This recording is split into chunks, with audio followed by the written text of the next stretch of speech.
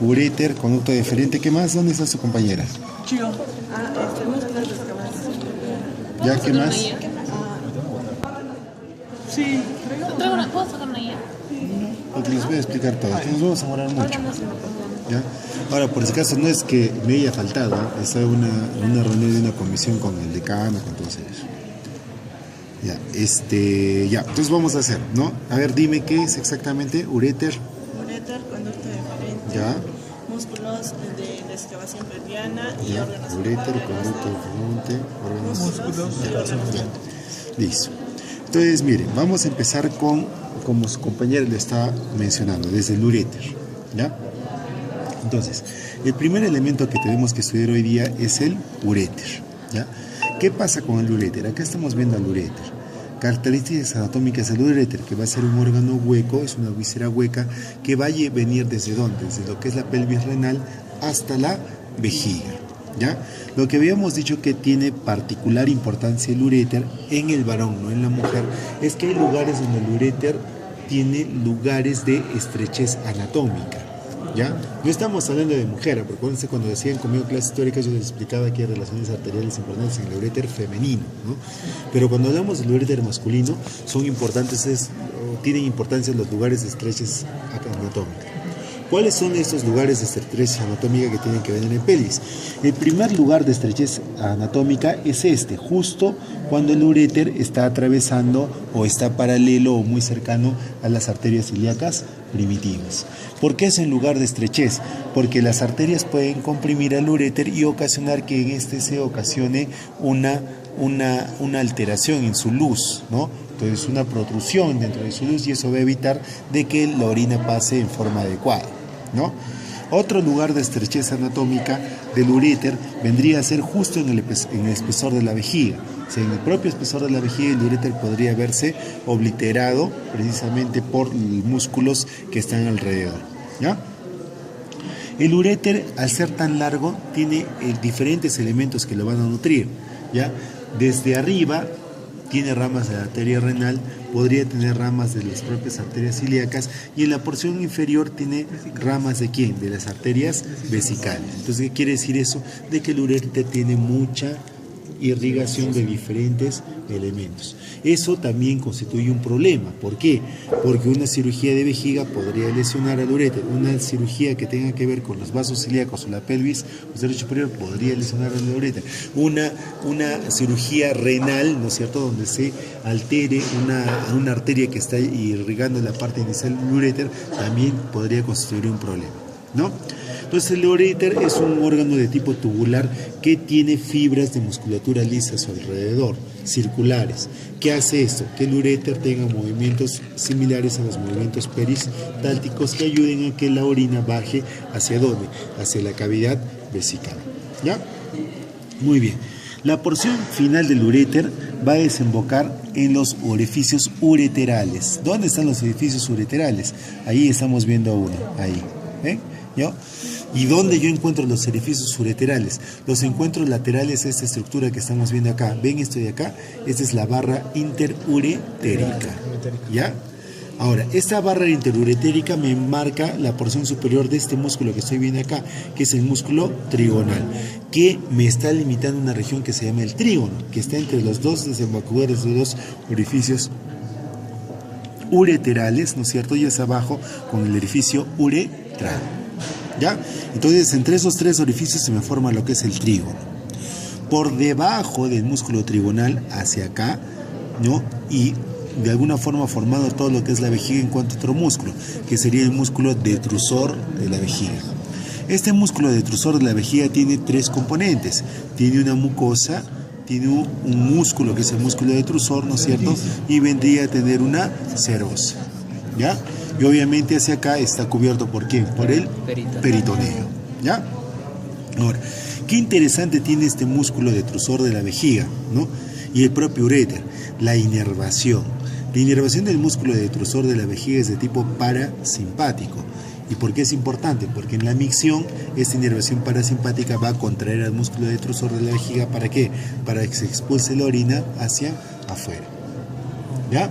Ahora, esta contracción del músculo detrusor de la vejiga es refleja. ¿Refleja qué? A la relajación del piso pelviano y del diafragma urogenital. Cuando se relaja eso, en forma refleja, se produce la contracción del músculo detrusor de la vejiga. ¿Ya? Muy bien. El siguiente elemento que está por delante de la vejiga vamos a encontrar a la próstata. ¿Ya? Y la uretra que encontramos acá se continúa con la próstata. ¿Ya? Como vemos, la vejiga en realidad está sostenida por arriba de lo que vendría a ser la próstata. Entonces, ¿qué es la próstata? La próstata es una glándula, ¿no? Es una glándula que está encargada de producir el líquido prostático. Y además también en esta hay sustancias como prostaglandinas, ¿no? Y de alguna forma sustancias que están relacionadas ¿con quién? Con el mantenimiento de la uretra en su aseptividad, ¿no? La uretra tiene que ser un elemento aséptico, no tiene que haber gérmenes. Entonces también hay sustancias inmunoquímicas o inmunomoduladoras, ¿no? De esa aseptividad que debemos tener a nivel de la uretra. ¿Ya? Muy bien. La próstata, para empezar, tiene una consistencia. ¿Qué consistencia tiene? Tiene la consistencia de la punta de la nariz, esa consistencia. También la próstata ya me está fabricando lo que vendría a ser líquido prostático. ¿Qué es el líquido prostático? El líquido prostático vendría a ser la sustancia que le sirve de mucho apoyo alimentario, digamos de esa forma, ¿a quién? A los espermatozoides, ¿no? Entonces lo que fabrica la próstata se va acá, a las vesículas seminales, se mezcla con los espermatozoides y recién ahí hablamos del líquido seminal o del semen, ¿no? Que vendría a ser la mezcla de estos dos componentes, ¿ya? Muy bien. Entonces en la próstata nosotros vamos a ver que en la porción inicial o en el trayecto de la próstata va a ser perforada ¿por quién? Por la uretra prostática. Pero en este espacio de perforación de la uretra prostática yo voy a encontrar elementos. El primer elemento que está hacia arriba que corresponde a esto es a la úvula prostática. La úvula prostática se continúa con esto, que es la cresta prostática. Después de continuarse la cresta, esta cresta se dilata, o sea, se ensancha, formando lo que estoy agarrando en este momento, que sería el verum montano, ¿no es cierto? ¿No? El verum montano, ¿no? Y en el medio de ese verum montano, justo en la puntita, porque viene la cresta y se ensancha. O sea, si esto es la cresta, acá se ensancha. Todo vendría a ser el verum montano. Y arriba del verum montano hay un orificio, que correspondería al utrículo macho. Paralelo a ese verum montano encontraría los senos prostáticos, ¿no? Donde desembocan ¿quiénes? Los colículos seminales, ahí en los senos prostáticos, ¿no? Obviamente eso no lo puedo ver. ¿Por qué no lo puedo ver? Porque acá no veo en su integridad todo el verum montano, entonces solamente veo la úvula, la cresta y el verum montano, ¿no es cierto? Hacia acá estaría el seno prostático y después se continúa ya no hay esas formaciones y solamente vemos lo que vendría a ser la uretra prostática. ¿Ya? Muy bien. Entonces la uretra, acá en los colículos seminales que habíamos dicho que están en los senos prostáticos al costado de lo que vendría a ser el verum montano, ¿quién está desencadenando o desembocando en los colículos seminales? ¿Ya? Está desembocando otro elemento interesante. Acá solamente vemos parte de ese elemento, ¿no? Que serían los conductos deferentes, ¿no? Los conductos deferentes. Acá no hay conducto deferente. Bueno, acá haríamos parte de un conducto deferente. Lo que pasa es que se ha roto, pero así vendría el conducto deferente. Y lateral al conducto deferente, como la pinza, recién encontramos a las vesículas seminales. ¿Ya? ¿Listo? Ahora, ¿cómo se llama esa porción de las vesículas seminales que están perforando y que están desembocando en los conductos deferentes? Serían los conductos eyaculadores. ¿Ya? ¿Listo? Muy bien. La próstata que está acá, además de esas características que vemos en la uretra prostática, también tiene una morfología. Y la morfología y las características son importantes. ¿Por qué? Porque alteraciones en la morfología a nosotros nos orientan acerca de tumoraciones o nos orientan acerca de patología cancerosa y otro tipo de patologías. Entonces, ¿qué quiere decir? Que la próstata tiene características. Entonces, ¿la próstata tiene características palpables? Sí. ¿Cómo yo podría palpar la próstata? Por un tacto rectal. Entonces, en el tacto rectal, ¿qué característica tiene la próstata? Primero, consistencia. La consistencia, como les habíamos dicho, es muy similar a la punta de la nariz. Característica, cuando yo palpo la próstata me tiene que formar algo muy similar a una manzana o a un corazón de naipes, ¿ya? La superficie tiene que ser lisa.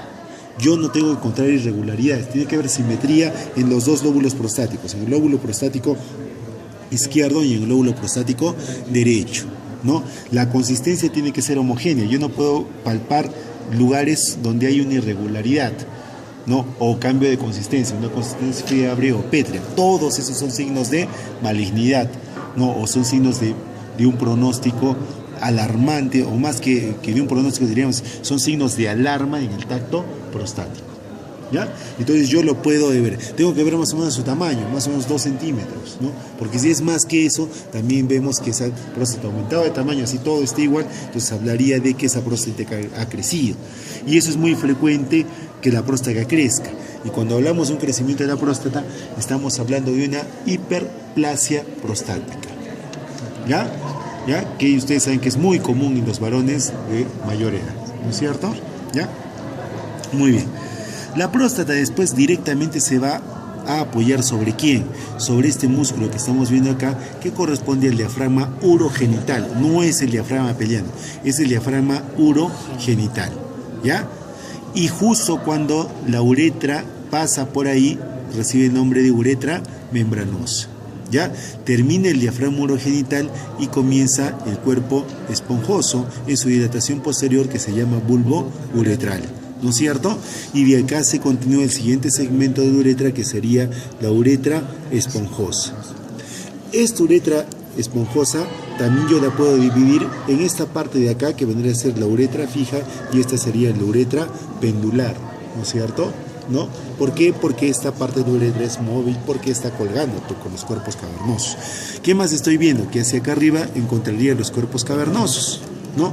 ¿Qué más? Que entre cuerpo cavernoso y el otro cuerpo cavernoso se llega a formar un tabique que correspondería al tabique peniano, ¿no es cierto? O al septum penis, ¿no?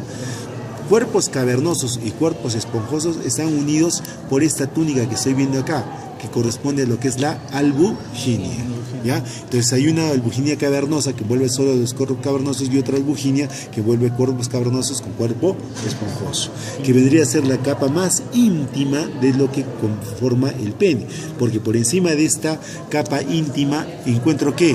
La fascia peniana profunda y la fascia peniana superficial. La fascia peniana profunda poco móvil y la fascia peniana superficial altamente móvil, ¿ya? ¿Listo? Muy bien. Entonces, miren, acabamos de revisar lo que vendría a ser vejiga, próstata y parte de lo que vendría a ser uretra. ¿Qué nos falta? Nos falta terminar de revisar, ya hemos hablado del conducto deferente, nos faltaría hablar de lo que vendría a ser las vesículas seminales, ¿ya? Vesículas seminales, conducto deferente y lo que se llama el trígono vesical, el músculo trigonal, tiene una inervación de tipo simpático, no es parasimpático. ¿Por qué? Porque la vesícula seminal que está juntando semen, ¿no es cierto? ¿No? Y la eyaculación es un fenómeno de tipo simpático, no es un fenómeno de tipo parasimpático. Entonces la eyaculación, ¿qué va a hacer? Me va a hacer que el semen que está contenido en las vesículas seminales se expulse hacia afuera, ¿ya? Y ese fenómeno de eyaculación, que va a ser por contracción de las vesículas seminales, ya va a ser un estímulo simpático. Entonces miren acá qué interesante. ¿Por qué el trígono, el músculo trigonal, tiene una inervación de tipo simpático? ¿Son ellos? Sí, son Ah, ya. Ahorita van a morir. Ya. Entonces, ¿por qué tiene una inervación de tipo simpático? Por una razón sencilla. Mire, si esto se contrae, ¿qué pasa? Se va a eliminar el semen, ¿no? Pero cuando eliminamos el semen, está muy cerca el espacio vesical, entonces tranquilamente el semen podría regresar e irse a la vejiga. Pero el músculo trigonal, al contraerse también por ese mismo fenómeno simpático, ¿qué va a hacer?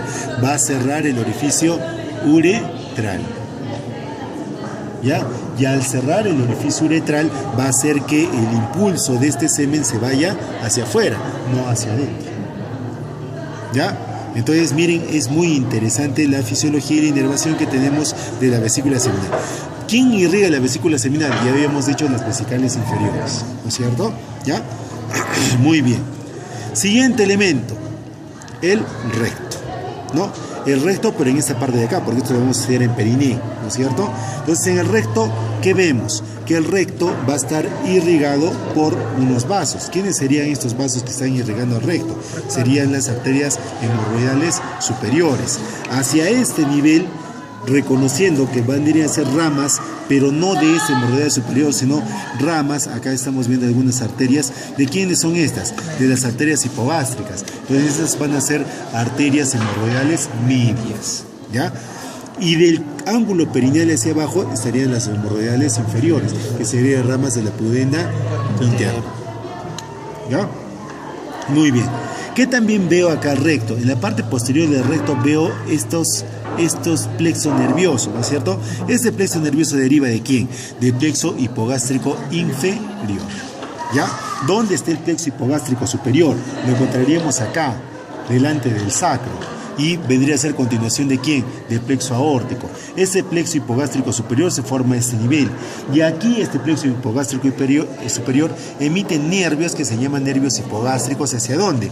A que lleguen a esta parte posterior del recto. Y aquí en la parte posterior del recto recién se forma el plexo hipogástrico inferior. ¿Cómo se forma? El componente simpático viene a través de los nervios hipogástricos superiores. ¿Y el componente parasimpático de dónde viene?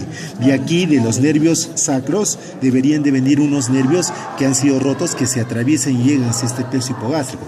Esos nervios que están rotos eran los esplánicos pelvianos o erectores, ¿no es cierto? Que daban el componente parasimpático para el plexo hipogástrico inferior. De este plexo hipogástrico inferior se continúan ¿qué? El plexo vesical, el plexo prostático y después los nervios erectores, que se van a ir a los cuerpos cavernosos y van a ser responsables de la erección del cuerpo cavernoso. ¿Ya? Son fenómenos de tipo parasimpático. Por eso es que estos nervios que vienen desde acá se les dice nervios erectores, por la función que tienen en la erección del pene. ¿Ya?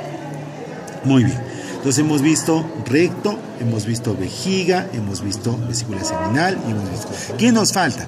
Nos faltan los músculos de la excavación pelviana, ¿no es cierto? Eso es lo más sencillo.